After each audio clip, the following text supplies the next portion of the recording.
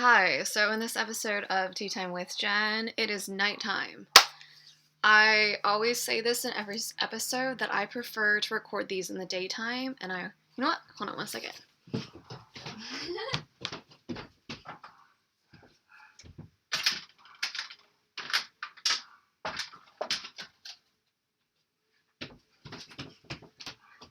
Cool. My sister painted that for me for my birthday. But anyway, so every time I record these episodes, I always say that I want to record them at night or daytime, which is always true, and I never really get to do it because sometimes I do, but I would record these. It's easier for me to record these at night, even though I don't like recording them at night because I think the lighting sucks at night. But whatever. Was this tea? It's special tea I made. Anyway, so I like coming into these videos without having any sort of specific goal in mind and kind of just see where it leads. Partially because I find it personally cathartic and emotionally blah blah blah, but also because I think that's a way to understand my own thoughts and to arrive at them without any sort of preconceived goal. So I love finding, okay, I don't find these, but I would say that whenever I encounter something that someone says that I relate to, I like sharing it. And there's this quote that someone had. So Ralph Smart, he has a YouTube channel. I like it. I watch it. And it's like spiritual, but also personal development and that sort of thing. And I follow him on Facebook. And sorry, one second, that's my dog.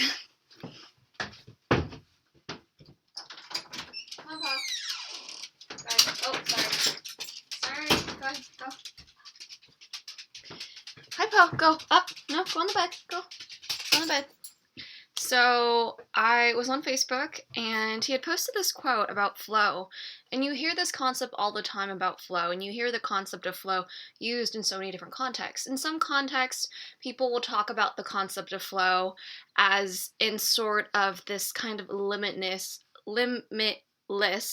sort of capacity where you're in this state of mind or in this state of being where things happen effortlessly for you, where you're kind of in a state of play or in a state of improv and you are experiencing things and you're handling them really well and at a high level. So that's one way in which people articulate the concept of flow. And another way that people articulate the concept of flow is being, I guess, not being rigid, not being controlling and allowing things to be as they are, or allowing things to be dynamic and not having a sort of rigid expectation of something. I like the word flow, and it's a word that I come back to. Words are really meaningful for me, and I think they should be for everyone because, thoughts themselves aren't instantiated in words. Thoughts themselves can exist in so many different forms. Thoughts often originate, I think they do. Okay, so in cognitive science, they talk about thoughts as originating as just abstract things in the head. And since thoughts originate as these abstract sort of things, the only time that we really make an effort beyond that is when we want to communicate or express something. If you want to communicate or express something, you're going to have to take that abstract blah, blah, blah, blah, and convert it into something. You convert it into numbers, you convert it into words, you convert it into images, you convert it into painting, you convert it into music, whatever it is. You convert it into anything. But thoughts in themselves, in their most, in its first origin, it's abstract. And it only becomes something beyond that when we want to communicate it or express it. And I think words are really meaningful because a lot of the times we use words as a way to formulate our conceptions of the world. And because we use words to formulate our conceptions of the world, we need our words to be such that they create a perception, a mindset within ourselves that enables us towards our goals, whatever those may be. I'm very, very picky about words. My background may have an influence or may have a play in that because there was a time in my life where I really wanted to be a lawyer. That may be one factor. Another factor may be that, okay, well, I studied philosophy, and in philosophy, I remember there's this one class that I had, and we studied one word for 2 weeks. And I hated it at the time, and I hated it. But now looking back on it, I understand the significance of this. Because the words that we use to describe ourselves, the words that we use to describe other people, the words that we use to describe the world, really affects our perception and our attitude towards everything. And our attitude really is a catalyst for what we do or what we don't do in our lives. And where was I going with this? Oh, flow. I like the word flow, and flow is a great word because I think that it kind of gets at this concept that I like in terms of. So, Stoicism is another concept. Stoicism is this idea. I'm not the expert on Stoicism, but my understanding of Stoicism is that you kind of take life, what life gives you, and you aren't so emotionally burdened by it. Like, this can happen, that can happen, and it's like, okay, whatever, it's fine. Like, I'm good. I trust in myself. It's good. I think it's important to talk about these things because I think that everyone in the world has the potential to be their greatest self. Whatever that greatest self is conceptualized for everyone, because obviously my ideal self is probably going to be different than your ideal self or some random other person's ideal self. What we want for ourselves is different. We have different goals, we have different interests, we want different things, we value different things. But I think at the end of the day, we all have the potential. We all have the ability within ourselves, internally within ourselves, to be our greatest versions. And that's why I'm always very picky about words, and I'm very pedantic, and I'm very hard on people about words at times in terms of the words that they choose to use or the words that they don't choose to use, because I think it really affects how we perceive things, and how we perceive things is ultimately our mindset. It's the concept of like the glass is half full, the glass is half empty. A lot of different ways of seeing the world are true, even if they seem like they're in conflict. And that's a curious thing, but when you acknowledge that there are so many different ways to see the world, and oftentimes they're all correct, certain ways of framing your conception of the world is more helpful than other ways of framing your conception of the world. And I was talking to one of my friends. I was talking to someone I hadn't spoken to in a while. And I was on the phone with him, and I told him, I was like, the issue that I think you have is that you have really negative self-talk. And I told him that. And I said, the relationship that you have with yourself is the most powerful relationship you will ever have in your life. The relationship that you have with yourself will always be mirrored in the relationships that you have with everyone else in the world. It doesn't matter if it's a platonic relationship or a romantic relationship or a business relationship. It doesn't matter. It doesn't matter. Any relationship that you have with yourself will be reflected in the relationships that you have with other people. How you treat yourself is going to be similar to how you treat other people. And I told him, because he was telling me, he's like, I've been trying to date, there's this girl, and this girl that he was telling me about, he had been talking to for like a long time. It's been like a year or something, and nothing has really made any sort of progress. And I've told him, I'm like, I don't think the issue is really her or you. I think the issue is that you don't have the right conception on how to deal with this. So I consider him my little brother. He went to the same university as me. He's still there. I already graduated. But so I was telling him, I was like, okay, so there's this girl, you've been talking to her for like a long time. You've been talking to her for like over a year. at least a year by now, because when he first told me about her, it was like a year ago. You've been talking to her for a long time now. It's obvious that you're interested in her, she's interested in you. That's step one. Great. Step two, what are you each looking for? And he had never even made it to step two, which was a huge deal, which I get because he doesn't have a lot of dating experience. But then, so I kind of gave him the task of looking at what he wanted. And I gave him the task of understanding step two, which was, what are you looking for? What is she looking for? Can we be the person to give that to each other?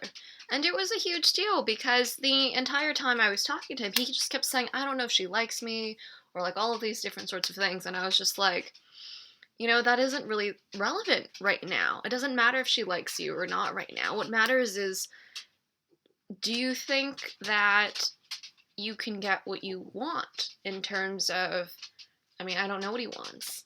And I don't think he does either. And that was kind of the point. A lot of the times we get focused on this concept of, does this person like me? Does this person approve of me? Does this person support my lifestyle? Does this person agree with everything that I'm doing? I think the need to seek everyone's self-approval is kind of irrelevant. It's irrelevant because at the end of the day, other people aren't living your life. Heavy dog. Chunky dog. Chunky puppy. Chunky monkey. Chunky monkey. At the end of the day, other people aren't living your life.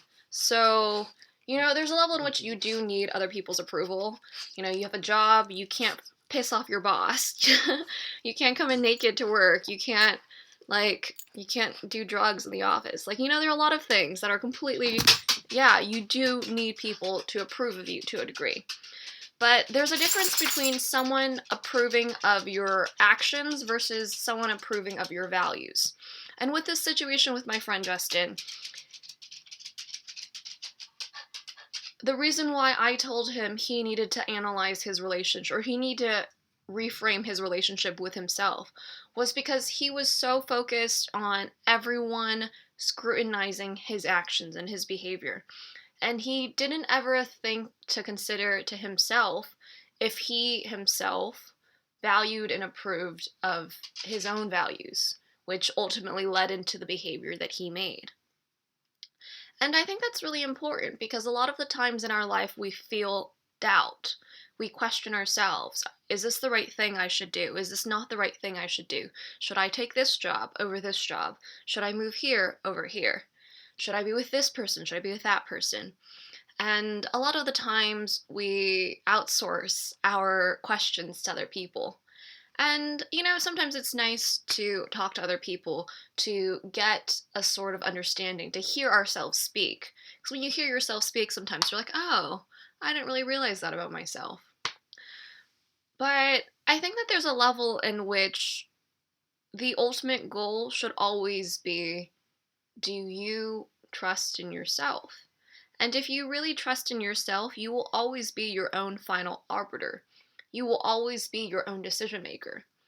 But if you allow doubt to be your primary motivator, if you allow doubt to become a huge focus in your life, you take away responsibility from your own life, and you're outsourcing responsibility of your own life to other people.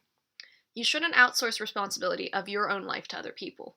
If you outsource responsibility of your own life to someone else, you're really ultimately giving up your freedom. Doubt is natural. It happens all the time in everyone's life. But I don't look at doubt as a sort of thing that means I don't know what to do or you don't know what to do. Doubt's completely normal. Everyone experiences it. But you shouldn't look at doubt as this sort of thing that means I can't handle this myself. Doubt is something that it's like a signpost. You're driving along on a one-way road and then all of a sudden there's a fork in the road. Doubt. I don't know which way to go. That's doubt. Doubt doesn't mean I don't have the capacity to figure this out on my own. Doubt doesn't mean I don't have the capacity to make a good decision.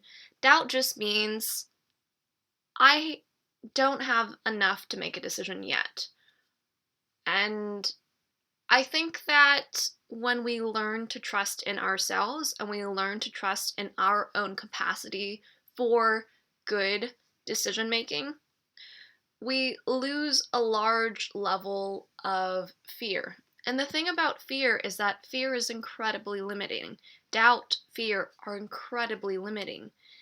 When you act from doubt, when you act from fear, in my opinion, there's a level of self-sabotage that comes into play.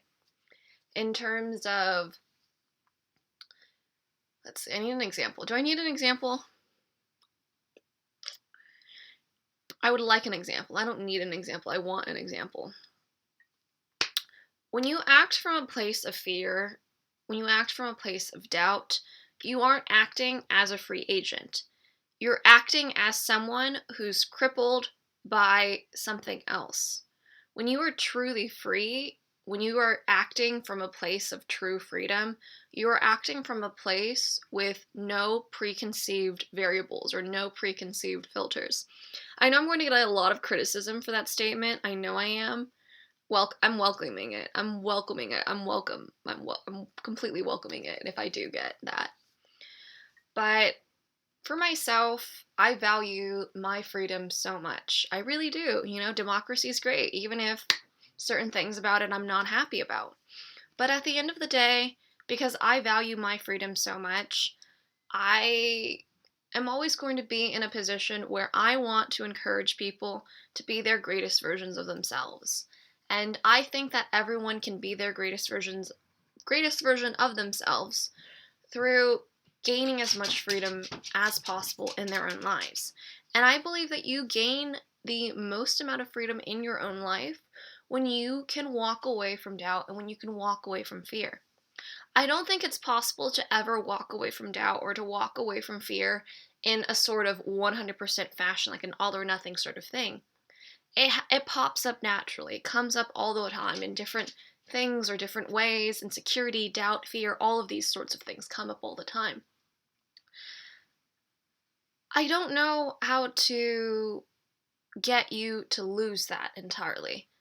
Aside from saying that I think that the best way to, for myself at least, was in forming a great relationship with myself. So that ultimately involves self-care.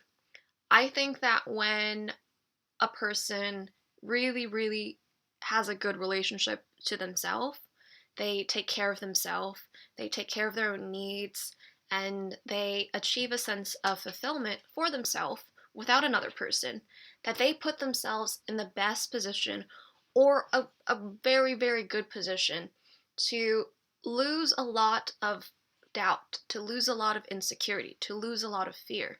And it will always come up, like I said. But that's why I think that self-care and self-love and having a good relationship with yourself, it isn't a one-time thing. It's not like, like, I don't know, what's a one-time thing? I don't know, whatever. But it's not a one-time thing. It's like a continual process. It's like eating. You can't just eat once and be done for the rest of your life. You have to eat on a regular basis. Just like you have to do self-care on a regular basis. And you have to do that. And if you don't do that, I think that's where this sort of doubt, confusion, fear, anxiety, all of those negative emotions that a lot of people don't like, that a lot of people don't want, that a lot of people avoid, these emotions come up when people don't take care of themselves. And I think taking care of oneself gives oneself confidence in decision making. If I am able to fulfill my own needs and to offer myself a sense of security, comfort, and fulfillment, it gives me confidence that, hey, I can take care of myself. Not only can I take care of myself, but I'm confident that I can take care of things in my world. So ultimately, that's kind of what this video ended up being. I'm gonna go rock climbing later. Not yet, because I'm kind of drinking tea. It's special tea.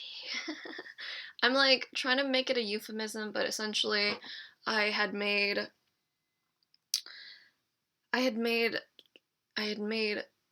special honey. I made special honey, and I put the special honey in here. That's why it's special tea. But then it sounds like I'm making a pun. I wasn't trying to make a pun, but it kind of ended up being a pun by me being vague, but whatever. So, too long, didn't watch the whole video. You know, like when you're on Reddit and it's like, too long, didn't read. If you didn't watch the whole video, well, you probably did if you made it to this point, but I will sum it up anyway. To have a great relationship with yourself is really the most powerful thing that you can give yourself. If you could form a really, really stable relationship and a really stable identity in terms of, okay, not identity, that's not the right way to put it.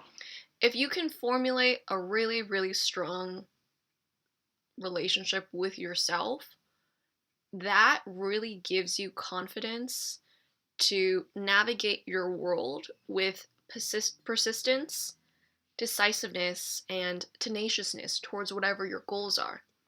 But more importantly, if you can build a really good relationship with yourself, not only will it build a lot of confidence in you, a lot of clarity within you, but it will also make you the kind of person who is impervious to setbacks, whatever they may be.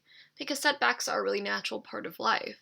You know, life is always going to bring you things that you can't control. Life will always bring you things that you didn't ask for. But life is really a matter of how you handle things and how you deal with them and how you deal with them artfully and how you deal with them smoothly, perhaps. Okay, so that's this episode of Tea Time with Jen. I'm actually drinking tea this time, and that's Sesame Street without Elmo. But Elmo's my favorite, but we're gonna ignore that for now. Bye.